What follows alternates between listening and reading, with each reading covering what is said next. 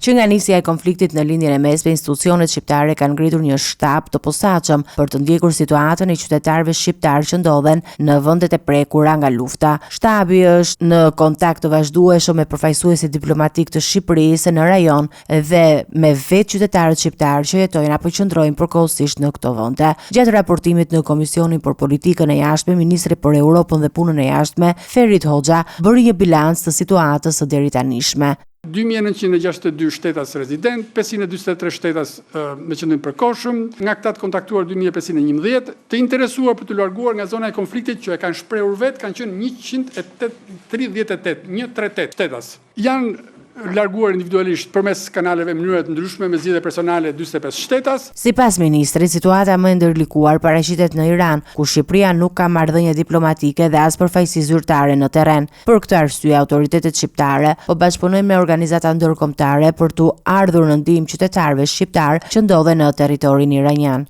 Kemi qenë në marrëdhënie me Kryqin e Kuq në Shqipëri dhe ekuivalentin e tij në Tiranë, gjysmënën e Kuqe, për të vlerësuar mundësinë që në rast të kërkesave të veçanta specifike qytetarëve tanë të ofrohet ndihmë, çfarëdo ndihme, çfarëdo asistencë përfshirë për të nxjerrë nga territori i Iranit. Megjithatë, për shkallëzimin e konfliktit në rajon, autoritetet shqiptare kanë vendosur të mos mbyllin asnjë nga ambasadat e tyre diplomatike në vendet e përfshira në konflikt, me qëllim që diplomatët shqiptar të vijojnë të jenë pranë qytetarëve dhe të ofrojnë ndihmë në çdo moment.